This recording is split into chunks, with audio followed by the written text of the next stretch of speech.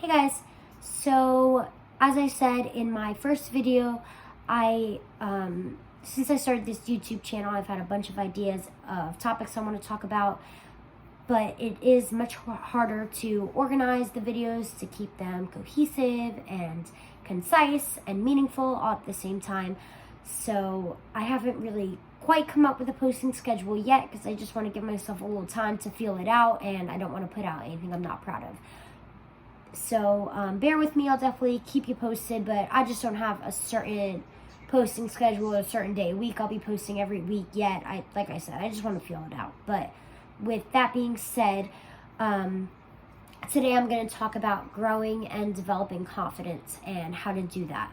So I feel like a lot of people feel like that confidence is an innate thing, that you're either born with it or you are not, and if you are not, then you're just out of luck, that you're kind of stuck with it. But that's not true. With intention, confidence can certainly be grown and developed, and I'm going to talk about some ways to do that today. Excuse me. So I like to break this up into three categories: identity, independence, and inspiration. Those are my little three I's that have helped me grown and developed confidence. So we're going to start off with identity, which is probably the biggest one, being that it's defined as who you are. So I feel like a big part of your identity is feeling like you either have some sort of talent or purpose, and when you feel like you lack that, you also lack confidence. So one strategy that you could use and that I've used to kind of grow confidence within that area is to set aside time every week and dedicate that time to just exploring your interests. So whether that's researching topics you might be interested in, maybe for a career, maybe just for ways to spend your free time, or if you want to explore some hobbies, maybe playing piano, painting, whatever you might, whatever you could spend your time doing that would reveal some sort of purpose or talent. And just keep in mind that a talent doesn't need to be this very specific acquired skill, like playing a certain instrument or playing a certain sport.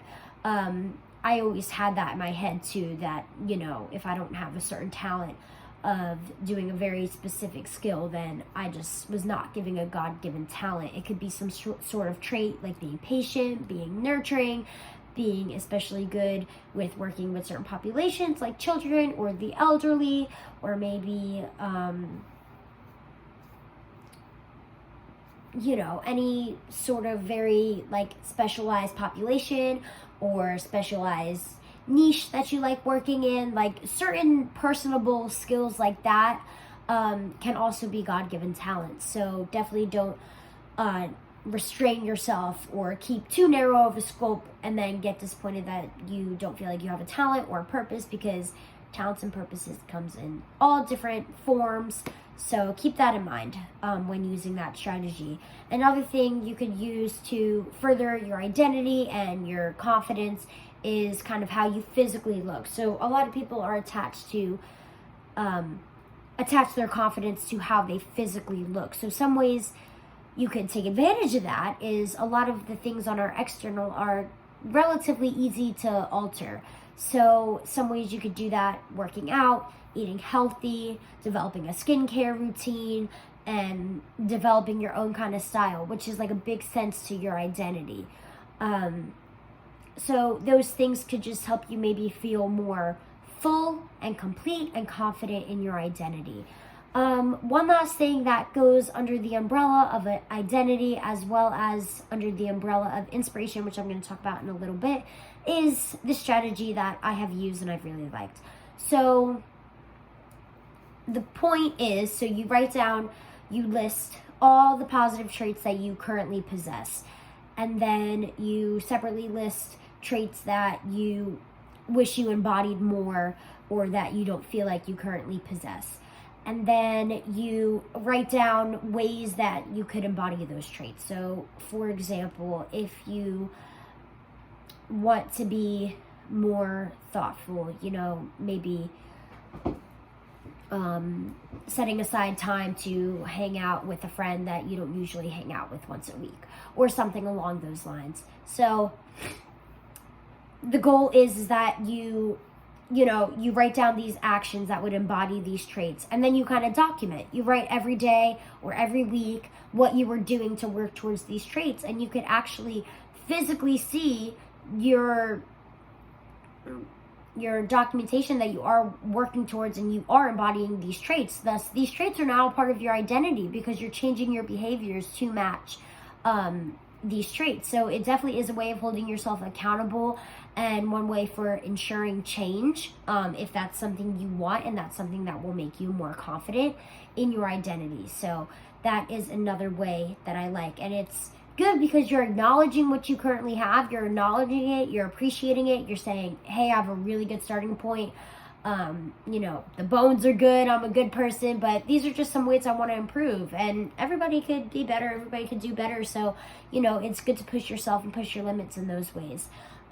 Next is independence. So once again, independence, just like as it sounds, not being dependent on other people, that is really important for your confidence. I definitely felt this because I didn't get my license until late. So I would kind of sometimes feel like a burden. If I want to go to the store, I need to ask someone to drive me to the store. You know what I mean? It doesn't make you feel very confident because you can't rely on yourself. You have to rely on someone else. How are you going to feel confident in yourself if you can't get things done yourself? So that doesn't have to be driving. I'm happy I took my time to get my license. I wasn't quite ready for it. But that could just be any daily life task. That could be cooking. That could be cleaning. It could be cooking, cleaning, doing your laundry. All these sorts of things that really stand for independence. And once you see, hey, you know what? I am capable enough to do these things myself. That gives you confidence because it shows you can do things, which typically leads to confidence. It's just a general thing. People like to be capable and capable to take care of themselves and others. So independence in general is just a really important thing to facilitate confidence. So just try to take active steps to make yourself more independent. And the last one's inspiration. So the biggest way for inspiration, one of the ways for inspiration, which I just talked about, was the one that also fell under identity, which was you make those traits that you want to embody in the future and then you work towards them. So by writing down those traits and writing down how you could embody those traits, that's your inspiration to actually go and follow through with those actions. So when you go back and document, you see yourself making progress. But that initial writing down of those traits before you actually put in action, that's your inspiration to start those changes. So that also falls under inspiration. And now, what I think is the biggest thing for inspiration, like I said before, is positive self-talk and affirmations. And this is something that I'm really passionate about, and I'll be doing a whole separate video on this. But what you tell yourself, you will believe. So you have to be kind to yourself in order to develop confidence. It's an absolute essential. So you have to tell yourself that you are worthy and that you're enough and you deserve love and happiness and success. And then I promise you will start to believe it. So that is something, once again, you have to do with intention. You have to set aside time and really focus on it, even if, as vain as it sounds, you're looking at yourself in the mirror for 5 minutes, at the end of the night or in the beginning of the morning, looking at yourself, telling yourself these things and appreciating everything you are, both internally and externally.